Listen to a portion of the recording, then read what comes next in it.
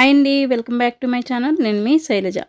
వాతావరణం చాలా చల్లగా ఉంది కదా. ఈవినింగ్ టైంలో ఏమైనా స్నాక్స్ తినాలనిపించినప్పుడు ఈ విధంగా అయితే ఇప్పి నూడిల్స్తో వెజ్ నూడిల్స్ ట్రై చేయండి, చాలా బాగుంటుంది.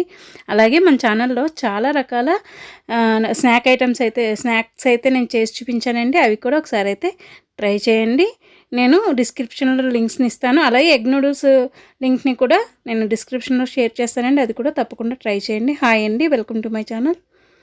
It's my world Telugu.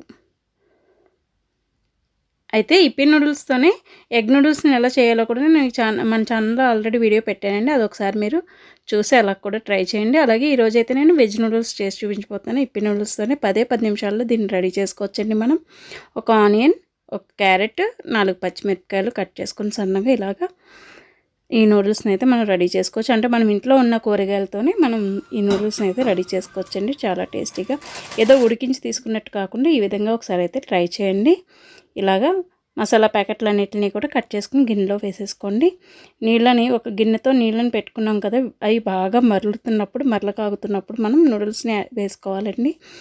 అవి బాగా మరగకుండా వేస్తే నూడిల్స్ తొందరగా మెత్తబడిపోతాయి అన్నమాట. ఇలా మరగలు కాగుతున్నప్పుడు వేసుకుంటే కనుక మనకి అవి తొందరగా ఇది అవ్వకుండా ఒక 2 మినిట్స్ తర్వాత ఇవన్నీ వేసేసుకుని ఒక 2 మినిట్స్ ఆగి మనం ఇవి స్ట్రెయిన్ చేసేసుకోవాలండి. నూడిల్స్ని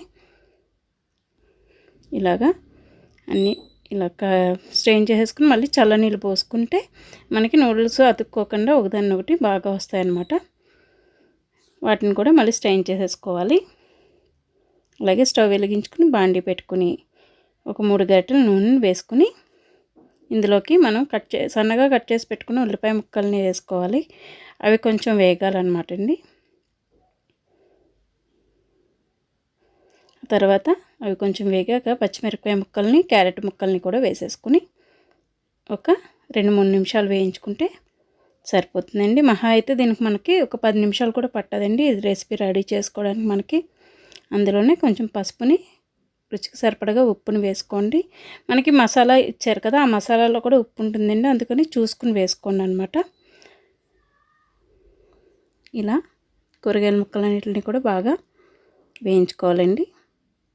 నీటి నుంచి స్ట్రెయిన్ చేసి పెట్టేసుకోవాలి మనం నూడిల్స్ని. చల్ల నీళ్ళు పోసుకున్నాం కదా. ఇలా కొంచెం వేగాక ఇందులోకి రుచికి సరిపడగా కారం వేసుకోవాలండి. చిన్నపిల్లలు ఉన్న వాళ్ళు పచ్చిమిరపకాయలని అవాయిడ్ చేసి ఇలాగ కారాన్ని వేసుకోవచ్చు. స్పైసీగా తినేవాళ్ళు కారం, పచ్చిమిరపకాయలు 2 యాడ్ చేసుకుంటే సరిపోతుందండి. అలాగే అందులోకి మనకి నూడిల్స్కి మసాలా ఇచ్చారు కదా, అది కూడా కొంచెం వేసేసి వేగనిచ్చి మనం ఈ స్ట్రెయిన్ చేసి పెట్టుకున్న నూడిల్స్ని ఇందులో వేసేసుకోవాలండి.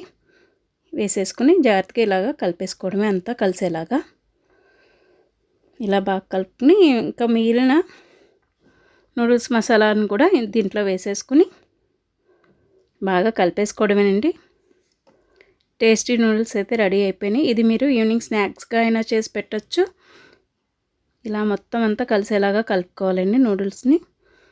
దీన్ని మీరు ఈవినింగ్ స్నాక్స్గా చేసి పెట్టచ్చు, మార్నింగ్ టిఫిన్లా చేసి ఇవ్వచ్చు, పిల్లలకి లంచ్ బాక్స్లో కూడా చేసి ఇవ్వచ్చండి. చాలా టేస్టీగా ఉంటుంది. తొందరగా ఇవి పాడవదనమాట. లంచ్ బాక్స్లో మీరు పెట్టించినా కూడా పిల్లలు ఇష్టంగా తింటారనమాట.